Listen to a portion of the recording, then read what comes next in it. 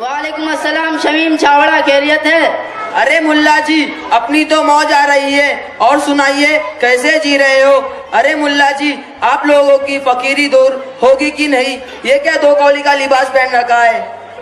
ارے بدتمیز دولت مند، اپنی زبان سنبھال۔ یہ کیا تیرے لاکھوں کا کپڑا کبھی مانگنے بھی گیا ہوں؟ خدا نے جس حال میں رکھا ہے خوش ہوں، آرام میں ہوں۔ اور سن، تو یوں ملا ملا کر کے مذاق بنانا چاہتا ہے، علماء کے لباس اور تہذیب کو دھچکا لگانا چاہتا ہے تو سن بدنصیب دولت مند، فانوس بن کے جس کی حفاظت ہوا کرے، فانوس بن کے جس کی حفاظت ہوا کرے، وہ شمع کیا بجھے جسے روشن خدا کرے۔ واہ ملا جی کیا شاعری کرتے ہو!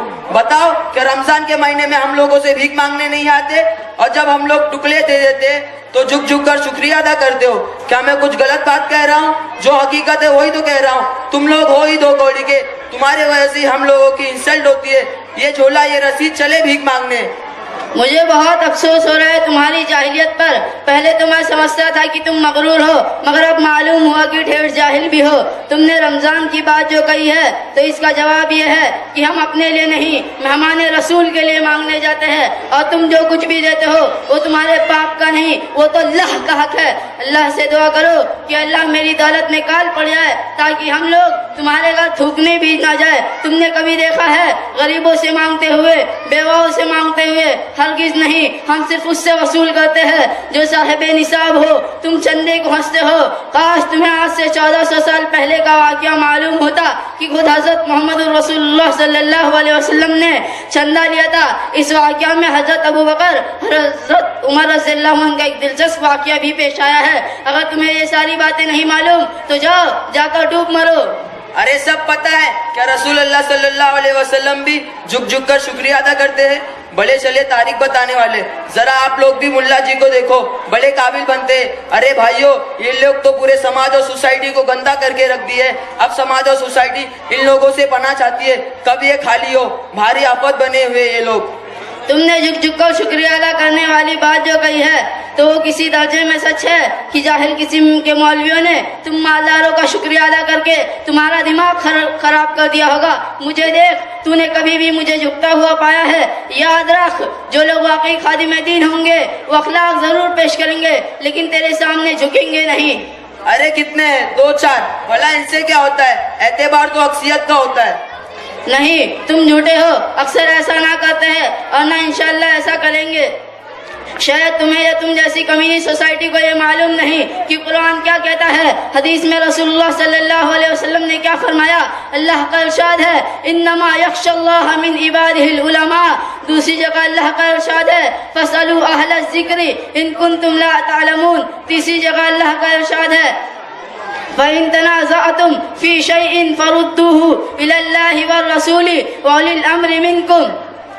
شاید قرآن سے پیٹ بھر گیا ہو تو ذرا حدیث پاک سے پانی پی لے۔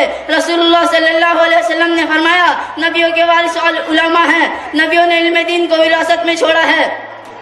دوسری جگہ رسول اللہ صلی اللہ علیہ وسلم نے فرمایا میں معلم بنا کر بھیجا گیا ہوں۔ صحابی کا یہ قول ہے کہ عالم دین قوم کی وہ آنکھ ہے جس سے وہ دیکھتے ہیں، عالم دین قوم کے وہ پاؤں ہیں جس سے وہ چلتے ہیں، عالم دین قوم کے وہ کان ہیں جس سے وہ سنتے ہیں، عالم دین قوم کا وہ دل ہے جس سے صحیح غلط، جائز ناجائز کی تمیز کر پاتے ہیں۔ اچھا تو بڑا قابل ہے تو ایک بات بتا کہ اسلام کی بنیاد کتنی چیزوں پر ہے؟ ارے یہ تو بڑا بھاری سوال ہے، مجھے تو معلوم نہیں اس کا جواب کیا ہوگا۔ اب آیا اونٹ پہاڑ کے نیچے، اب تو سمجھ میں آ گیا کہ ہم لوگ اس 2 پیسے کے کپڑے میں کتنا کچھ جانتے ہیں۔ سنو، جب بھی باطل سے ٹکرانے کی ضرورت پڑی تو ہم ہی لوگ سر پر کفن باندھ کر میدان میں آئے۔ یاد کرو تاریخ، انگریز کا مقابلہ کرنے کے لیے شاہ ولی اللہ، شاہ عبد العزیز، شیخ الہند، محمود حسن دیوبندی، مولانا قاسم نانوتوی اور مولانا آزاد میدان میں آئے۔ راجہ رنجیت سے ٹکرانے کے لیے شاہ اسماعیل شہید میدان میں آئے۔ راجہ رنجیت نے رسول اللہ صلی اللہ علیہ وسلم کو گالی دی تھی، حضرت نے قسم کھائی تھی کہ اس کا کام تمام کروں گا۔ جب حضرت کا سر کٹ گیا تو اپنے کٹے ہوئے سر کو لے کر دوڑے اور ایک فخلانگ پر جا کر اسے قتل کر دیا۔ اتنا ہی نہیں، جب بھی قادیانی فتنہ نے سر ابھارا تو علامہ کشمیری، مولانا ثناء اللہ امرتسری میدان میں آئے۔ اتنا ہی نہیں بلکہ آج تک علماء اس جماعت سے ٹکرا رہے ہیں۔ ارے مولانا آپ تو بڑا بھاری سوال کر رہے ہو، بھلا ہم لوگوں کو اس کا جواب کہاں سے آئے گا؟ اللہ ہم سب کو توفیق سے نوازے. یہ آپ کے ساتھ کون ہے؟ یہ میرے دوست ہیں جو امریکہ میں رہتے، اچھے بزنس مین ہیں، ان کا نام مرشد پاشا ہے. اچھا تو کیا میں ان سے بھی کچھ سوال کر سکتا ہوں؟ کیوں نہیں، ضرور.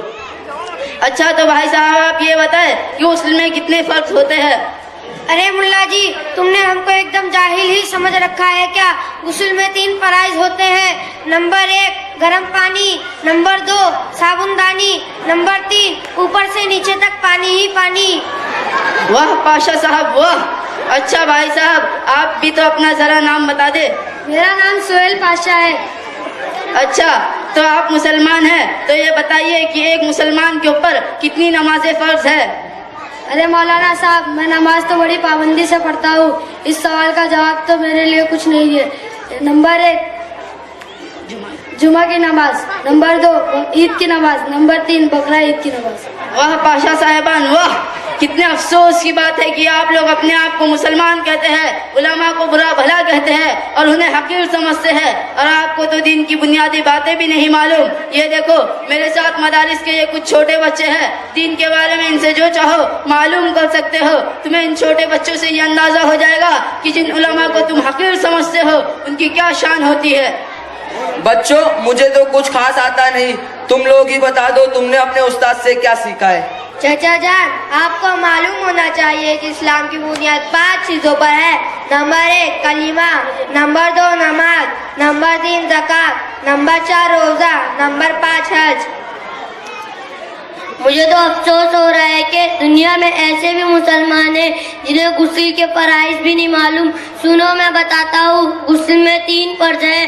نمبر 1 مبرہ کلی کرنا، نمبر 2 ناک میں پانی ڈالنا، نمبر 3 پورے بدن پر اس طرح پانی بہانا کہ ایک بال برابر بھی کوئی جگہ سوکھی نہ رہے. اچھا بیٹا تم بتاؤ، کیا انسان مرنے کے بعد دوبارہ زندہ کیا جائے گا؟ جی انکل، انسان مرنے کے بعد دوبارہ زندہ کیے جائیں گے اور حساب و کتاب بھی ہوگا. نیک لوگ کو ان کی نیکی کے بدلے جنت ملے گی، برے لوگ کو ان کی برائی کے بدلے جہنم کی آگ میں گھسیٹ کر ڈال دیا جائے گا. تم نے دیکھا یہ چھوٹے چھوٹے بچے کتنے کمال کے ہیں، جب یہ بڑے ہوں گے تو دین اور سماج کے لیے کتنے کارآمد ثابت ہوں گے. مولانا صاحب آج مجھے احساس ہو گیا ہے کہ ہم بڑی غلطی پر ہیں، اور میں آج آپ کو گواہ بنا کر اللہ سے توبہ کرتا ہوں اور آج سے یہ عہد کرتا ہوں کہ علماء کو کبھی بھی حقیر نہیں سمجھوں گا، بلکہ ان کی عزت کروں گا اور اپنے بچوں کو بھی عالم بناؤں گا تاکہ وہ بھی آپ کی طرح ملک و سماج اور قوم کی سیوا کر سکے. مجھے معاف کر دیجئے. یاد رکھو اگر آج یہ علماء، یہ مدارس، یہ مکاتب اور دینی تحریکیں نہ ہوتی اور علماء رسید لے کر در در نہ بھٹکتے تو تم اور تمہارے بچے اسلام ہی سے پھر گئے ہوتے. تمہیں اور تمہارے بچوں کو یہ بھی نہ معلوم ہوتا کہ مسلمان کسے کہتے ہیں اور اسلام کیا ہوتا ہے. تمہاری داستاں تک بھی نہ ہوتی داستانوں میں. نہ پوچھن کھرکا پوشوں کی ارادت ہو تو دیکھ ان کو، نہ پوچھن کھرکا پوشوں کی ارادت ہو تو دیکھ ان کو، یہ دے بیزال یہ بیٹھے ہیں اپنی آستینوں میں. اچھا ٹھیک ہے تو بھائی صاحب میں چلتا ہوں. السلام علیکم ورحمۃ اللہ وبرکاتہ. وعلیکم السلام ورحمۃ اللہ وبرکاتہ.